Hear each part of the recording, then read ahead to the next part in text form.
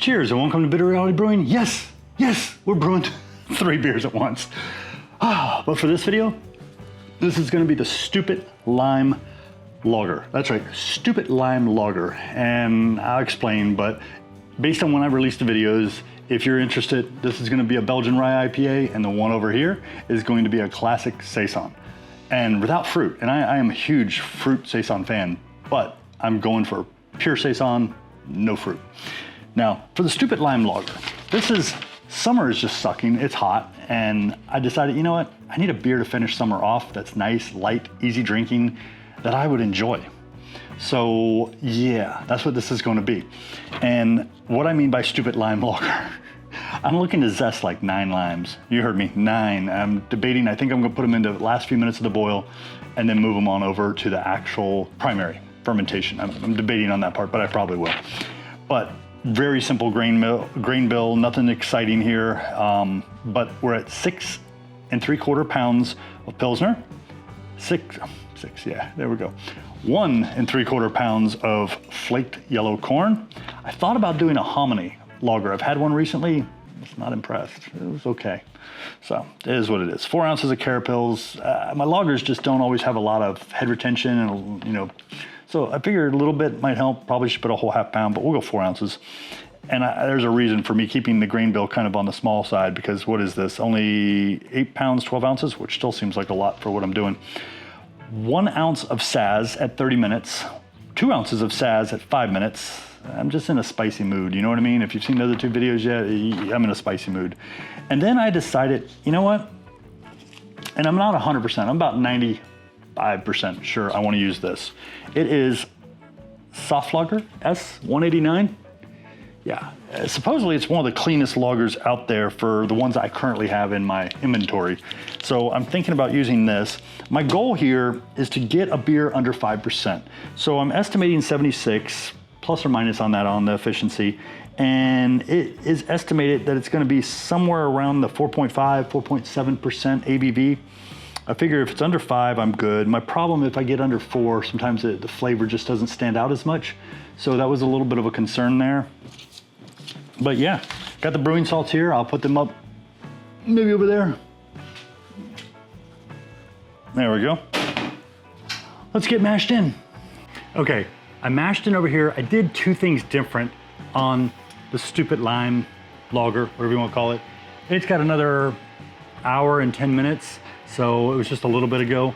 About every 15 minutes, and I already did it once in the very beginning, I'm not running a pump, but I am doing recirculation, and I'm doing it slow. Here's one of the keys. When you're recirculating, if you open it up wide, it's gonna kind of suck all that grain to the bottom and you can get a stuck mash. If you open it slow, same thing with recirculation. When you're running that, you wanna tighten it all down, turn it on, and then ease off so that way you don't get that sudden pull or suction at the bottom of the grains that can cause you a stuck mash. So I've been using this, I've only used it once, I gotta do it again, and I just go nice and slow until it gets about to 4 cups and pour it over. And I'm just gonna do that about every 15 minutes, just to add a little type of manual or poor man's recirculation, however you wanna say it. Also I gotta rinse these off, but I got my limes, and I'd say they're average size. They're not huge, they're not small. They're expensive, but I got 9 limes here. I probably could do with like 5 to 7, but I want to really make sure that lime flavor pops, and that's my goal there. This is the one I chose not to do a recirculation on also, because on the lime one, I have a very small grain bill. So my water to grain ratio is a little higher, allowing for less chances of creating kind of like that suction and that stuck mash. But I'll be here for a little bit more than an hour, and then I'll go ahead, crank it up to 168, mash out, and we'll get ready for boil. Okay, so all those beers are in the fermenters, chilling, all good. Now it's time to finish the lime lager. So yeah, I've got 9 limes I need to zest, and it just started boiling. So we're gonna go ahead, start the timer, which I did not yet. Yep, there we go. And we don't have any hop additions until 30 minutes. So in 30 minutes, I'll drop a hop addition. And then we have one more hop addition at the last 5 minutes. 99% sure they're both Saz. So I know the first one I think is 1 ounce, and I can't remember if the second one is 2 ounce or 1.5. Stick around, we'll find out. Okay, we've got about a minute and a half for the first edition. It is Saz, and then that's at 30. And then at 5, we've got 2 ounces of Saz. Plus, this is not what inspired this beer that I'm brewing. What inspired this beer was the first Mexican lime lager I did was freaking amazing. Second one was decent. First one was amazing. And then I've been drinking this every now and then from Florida Avenue Brewing called Dead Parrot. Yeah, Dead Parrot. It's just a light Pilsner with sea salt and lime. It says it's 100 calories, I could care less. It's 4.2% ABV. But yeah, it's just a light, great beer for hot summer days when you just need something to kind of cool down, take the edge off, yeah. So, also, hey, we got another surprise here. If you didn't see it in another video I did, new hop spider from Anvil Brewing. Yes, new hop spider. And I can adjust the height, so the majority of it is sitting in the wort. We've got about 30 seconds before our first hop addition. So I'm gonna go ahead, put it on the outside to see about where it is. Yep, I'm good. So I'm gonna lower it on in. I've got about 1.5 inches, almost 2 inches. And I got 20 seconds. I'm not worried. So it's all good. Here we go. There's our first hop addition. And I'm looking for about 4.5. I'm not gonna do the sea salt, but I am gonna do quite a bit of lime. And the lime in here is very light, so at least for me. Let's keep brewing. Okay, we're in the last 5 minutes, so here goes 2 more ounces of Saz, or Saz, however you want to say it. I'm getting tired. I can't pronounce things anymore. Roll flock tablet. Oh, I forgot. A tiny bit of yeast nutrient here. We'll put a little bit in there. I gotta buy some more. And I decided instead of going 9, I'm debating still, maybe I'll throw 3 more in primary. That's a lot of lime zest. I mean, that's a lot. So I'm not even gonna weigh it. It's like half, medium limes, whatever you wanna call it. I don't have time, I gotta get it done. So we're gonna just drop this in, and I'm not dropping it in the hop basket. I'm dropping it in so it gets over to the primary. And hopefully I don't burn my hand here. Woo! Lots of lime. Big old lime burst in my face. Woo!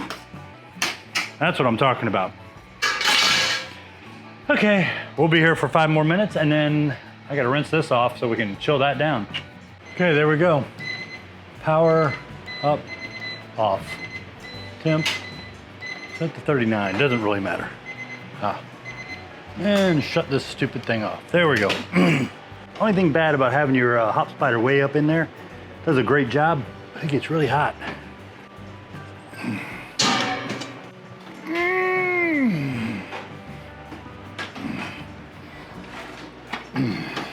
And there we go, 188, 184, it's dropping fast. We'll be down in no time, and we'll pitch the yeast and rock on. Okay, it's already at 174 and dropping. Once we hit down to yeast pitching temp, we'll be back. We're just gonna do it this way.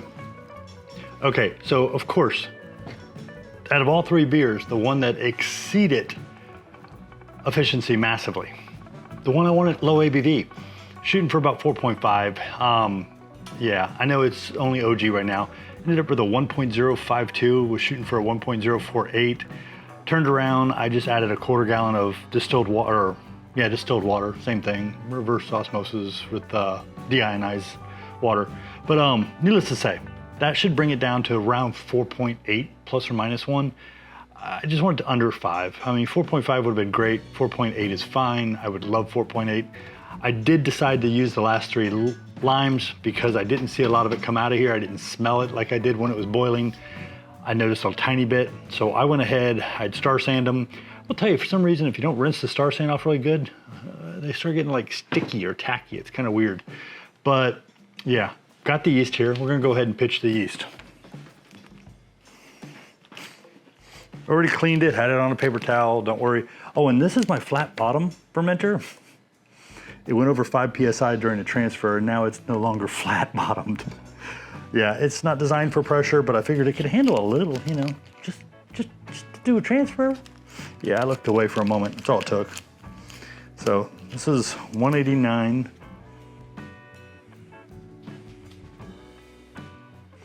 I am going to put in the glycol chilling system. I am going to bring the temperature down. I think it was around 56 degrees Fahrenheit I was looking at. I'll have to double check. But I will not be fermenting it under pressure. It will have the coil just like it has in the all-rounder, but I'll have a little, you know, bubbler. Yeah, I had to think about it. But yeah, I did already put some clarity ferment here from White Labs. I just need to get a tilt hydrometer in there, and that's it. And start fermenting. Appreciate you. Thanks for joining. Cheers. Wait until we get to do a taste test.